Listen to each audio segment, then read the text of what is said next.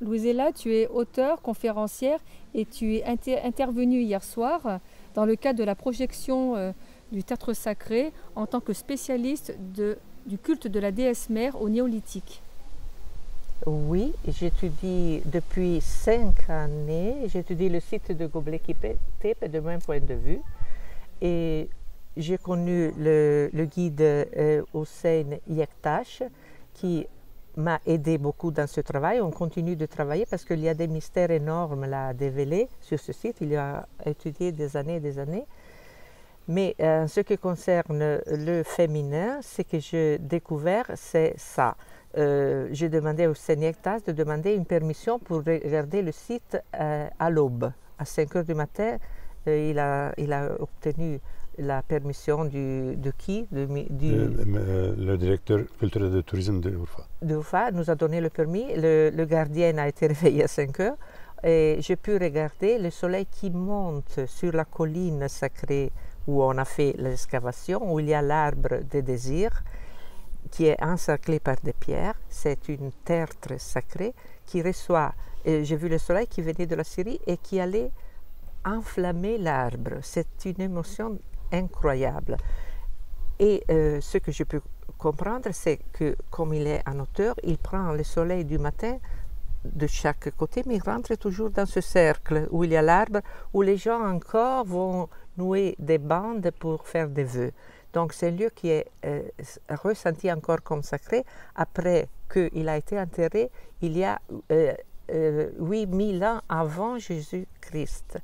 Pour des millénaires, il a maintenu sa sacralité. Et ça, c'est extraordinaire. Mais pourquoi? Pourquoi, d'après moi, quand mon travail, c'est d'étudier les sites de ce point de vue de l'énergie. Donc, c'est que ceux qui ont choisi ce lieu, c'était un chaman, elle a mis en connexion les énergies de la Terre avec les énergies du Soleil. Elle a dit, bon, c'est là qu'on va construire les temples de Göbekli Tepe. Et en effet, j'ai demandé aux gardiens aussi qu'ils avaient trouvé la stèle féminine que j'ai découvert que les féminines.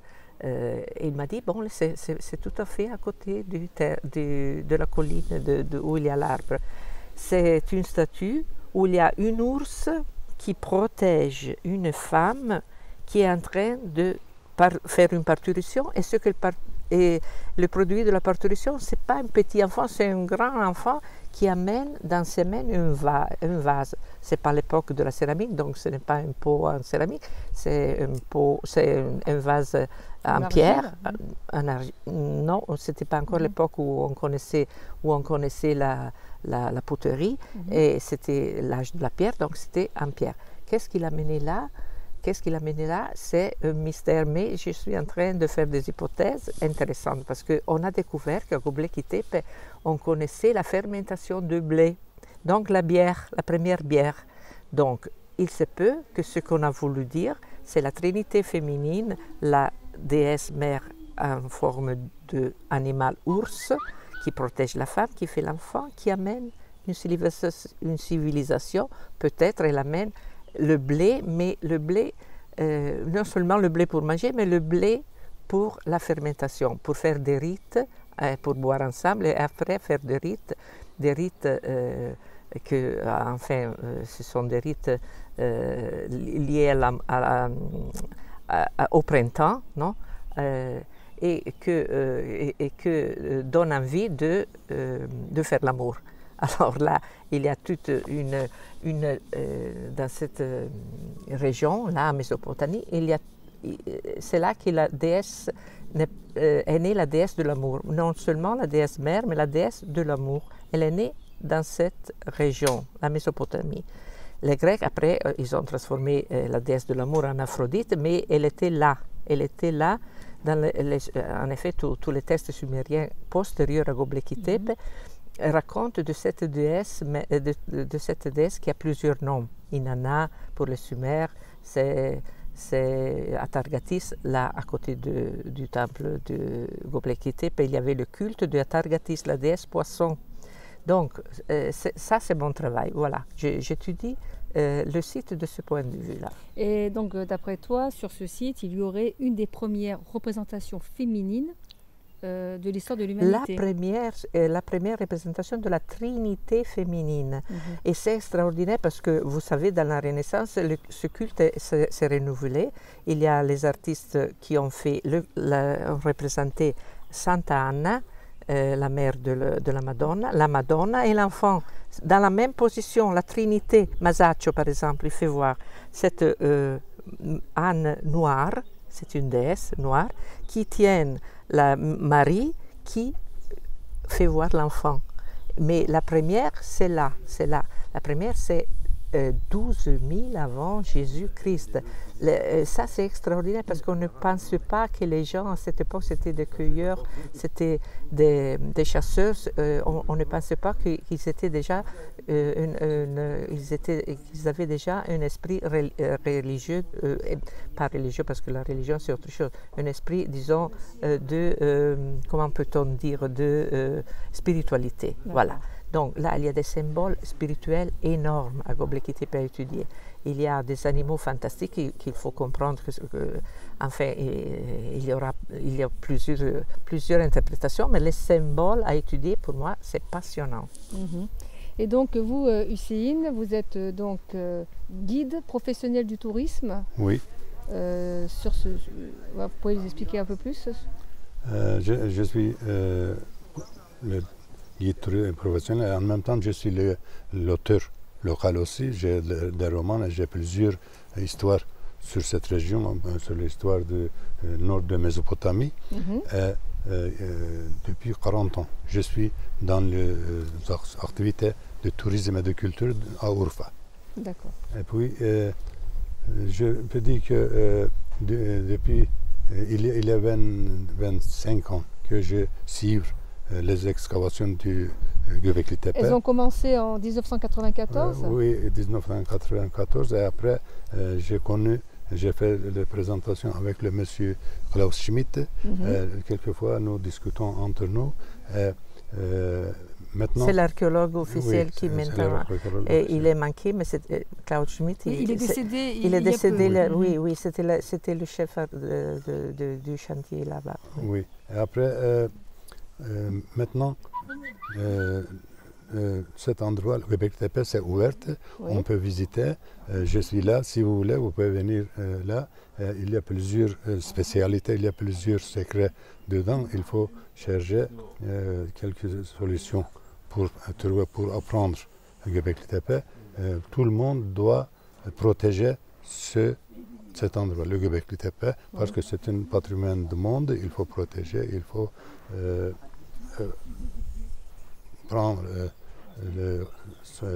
permission par quelqu'un, par le gouvernement, pour protéger bien.